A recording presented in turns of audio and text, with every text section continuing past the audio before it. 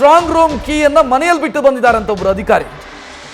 ವಿಜಯಪುರ ಮಹಾನಗರ ಪಾಲಿಕೆ ಆಯುಕ್ತ ಶರೀಫ್ ಎಂಬುವರು ಎಡವಟ್ಟು ಮಾಡಿಕೊಂಡಿದ್ದಾರೆ. ಪಾಪ ಬೆಳಗ್ಗೆ ಹೊರಡೋ ಅರ್ಜೆಂಟಲ್ಲಿ ಏನಾಗಿಬಿಡುತ್ತೋ ಗೊತ್ತಿಲ್ಲ, ಸ್ಟ್ರಾಂಗ್ ರೂಮ್ನ ಕೀಯನ್ನು ಮನೆಯಲ್ಲೇ ಬಿಟ್ಟು ಬಂದಿದ್ದಾರೆ ಅಧಿಕಾರಿ ಅನ್ನೋದು ಈಗ ಸಿಗ್ತಾ ಇರುವಂಥ ಮಾಹಿತಿ ವಿಜಯಪುರದಲ್ಲಿ.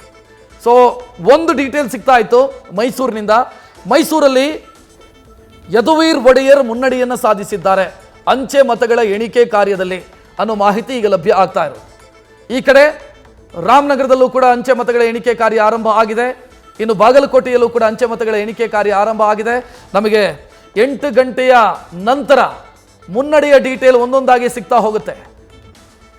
ಪ್ರತಿ ಕ್ಷೇತ್ರದ ಅಪ್ಡೇಟ್ ಅನ್ನು ಅತ್ಯಂತ ವೇಗವಾಗಿ, ಅತ್ಯಂತ ಸ್ಪಷ್ಟವಾಗಿ, ನಿಖರವಾಗಿ, ಅರ್ಥಪೂರ್ಣವಾಗಿ ನಿಮ್ಮ ಮುಂದೆ ಇಡುವಂಥ ಪ್ರಯತ್ನವನ್ನು ನ್ಯೂಸ್ ಫಸ್ಟ್ ಮಾಡುತ್ತೆ. ನೀವು ನಿಮ್ಮ ಟಿವಿ ಸ್ಕ್ರೀನ್ನ ಮೇಲ್ಭಾಗದಲ್ಲಿ ಅದನ್ನು ಸ್ಪಷ್ಟವಾಗಿ ನೋಡೋದಕ್ಕೆ ಸಾಧ್ಯ ಇದೆ.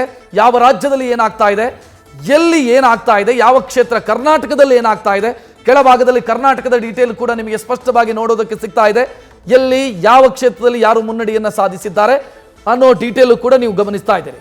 ಈ ಕಡೆ ರಾಜ್ಯಗಳ ಡೀಟೇಲ್ ಇದೆ, ಮೇಲ್ಭಾಗದಲ್ಲಿ ನಿಮಗೆ ಸ್ಪಷ್ಟವಾಗಿ ದೇಶದ ಟ್ರೆಂಡ್ ಹೇಗಿದೆ, ಲೋಕಸಭಾ ಕ್ಷೇತ್ರಗಳು ಎಷ್ಟೆಷ್ಟು ಯಾವ ಪಕ್ಷಗಳು ಎಲ್ಲೆಲ್ಲಿ ಮುನ್ನಡೆಯನ್ನು ಸಾಧಿಸ್ತಾ ಇದ್ದಾವೆ ಅನ್ನುವಂಥ ಡೀಟೇಲನ್ನು ಕೂಡ ನೋಡಬಹುದು.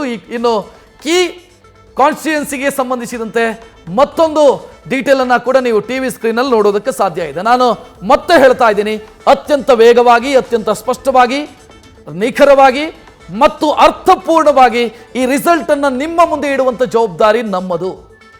ಯಾವ ಅಪ್ಡೇಟು ಕೂಡ ಮಿಸ್ ಆಗದ ರೀತಿಯಲ್ಲಿ ನ್ಯೂಸ್ ಫಸ್ಟ್ ಇವತ್ತು ಇಡೀ ದಿನ ನಿಮಗೆ ಸಂಪೂರ್ಣ ಮಾಹಿತಿಯನ್ನು ಇಡುವಂಥ ಪ್ರಯತ್ನವನ್ನು ಮಾಡುತ್ತೆ.